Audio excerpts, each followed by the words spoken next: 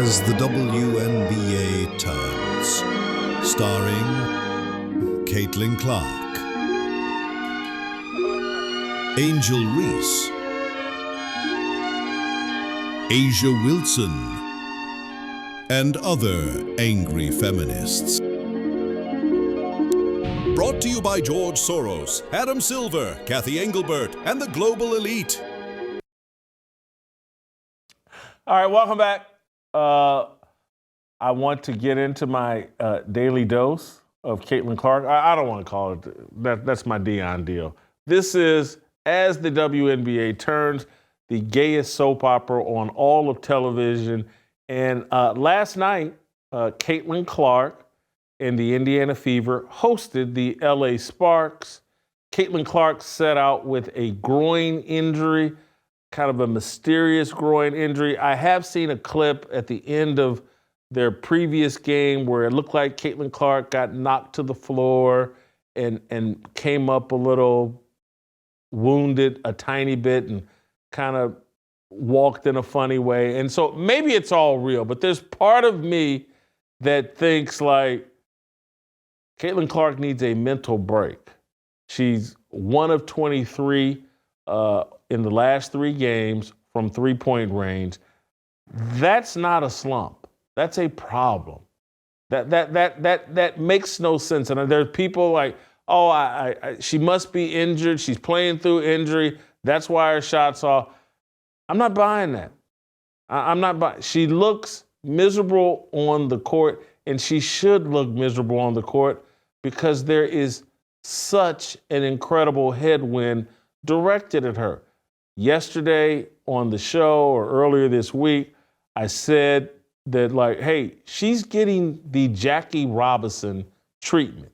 And we put out that clip on X, and people have been going at me. How dare you compare her to Jackie Robinson? It's not 1947, it's 2025. And she's not having to eat at other restaurants on her team. She doesn't have to go through the back door to be served. She can stay at the same hotel, and I get it. But Jackie Robinson didn't enter some Major League Baseball league that was totally dominated by the alphabet mafia. So let's roll the clock back to 1947, and Jackie Robinson is some heterosexual Christian male that entered Major League Baseball, and Major League Baseball's entire culture was controlled by atheist, secular, gay people. And there was pressure on him, and he was getting harassed for being heterosexual. That's what Caitlin Clark is going through. And yes, were many Major League Baseball players didn't want to play with black players? Did Jackie Robinson face harassment, snide comments from even some of his teammates and certainly some of his opponents and managers and things? Absolutely. But Caitlin Clark's going through the exact same thing. I'm not saying she's getting worse treatment than Jackie Robinson. I'm not saying that she's getting the kind of death threats that Jackie Robinson got.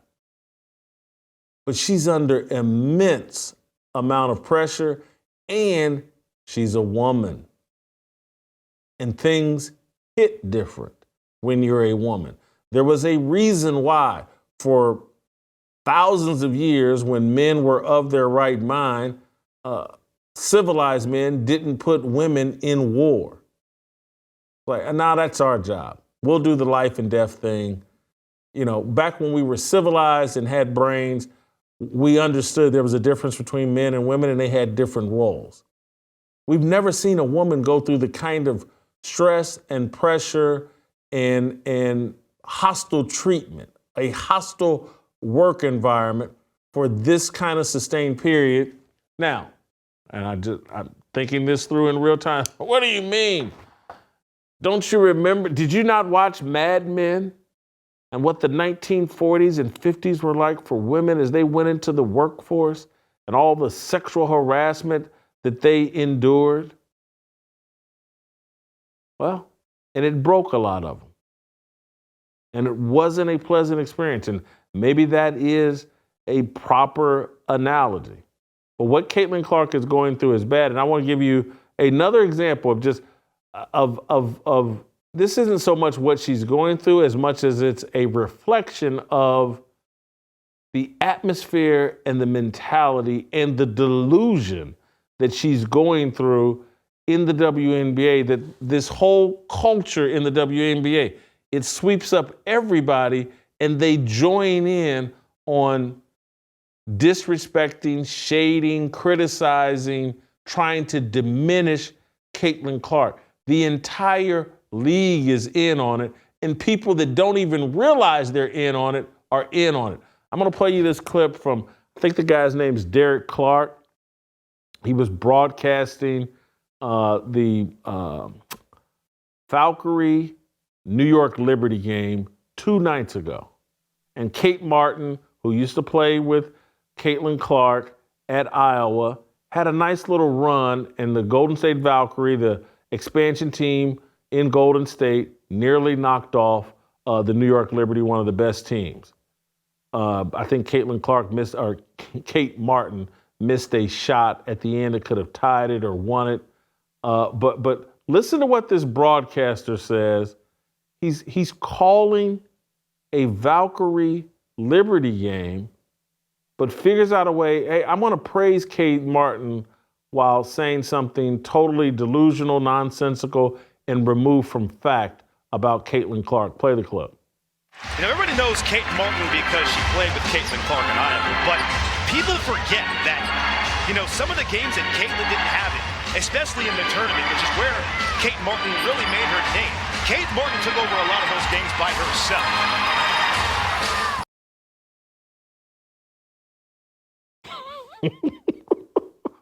This is comical.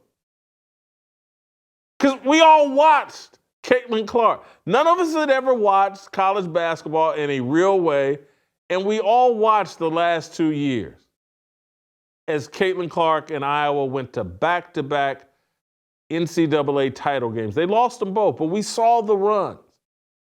And the stats are all available. This guy just made this up purely out of his rear end. He pulled it out of his rear end. There's not an ounce of truth to what he's saying here. We all remember when Kate Martin took over games and carried Caitlin Clark all by herself. That's farcical. There's not a single ounce of truth to any of that. Caitlin Clark, leading scorer, their last 9-10 NCAA leading scorer, you know. Kate Martin's a fine player, a role player, a very good player, a player that I wish the Indiana Fever had drafted last year along with Caitlin Clark. But this guy, Derek Clark, I believe is his name, he's caught up in everybody else. Hey, we're figuring out ways to take shots at Caitlin Clark. We're figuring out ways to try to say Caitlin Clark's not nearly as important or as valuable as everyone's making her out to be. Let me join in on it. Let me tell some outright lies about Caitlin Clark and Kate Martin. He's just going the direction the wind is blowing. And the wind is blowing against Caitlin Clark. It makes no sense. She's what the WNBA needs. They should be rooting for her. It's important that she's successful because if she doesn't come out of this shooting slump, or if this groin injury, because groin injuries, if it's real, can be really nagging injuries that could undermine her entire season. And if Caitlin Clark, they're at a critical point here. If Caitlin Clark doesn't snap back and start playing at a high level, and if she doesn't play regularly, people are going to, I tried the WNBA, it was interesting for a while, but Caitlin Clark bent the knee and kissed the rear end of the Black Yas Queens. Now she's not playing at a super high level. Now she's not even available I'll go back to ignoring the WNBA and I'll spend the summer with my kids and doing other things and avoiding these entitled, pampered athletes. Help us grow the Fearless Army. Pound that like button, subscribe to the channel, and share this video with all your fearless friends.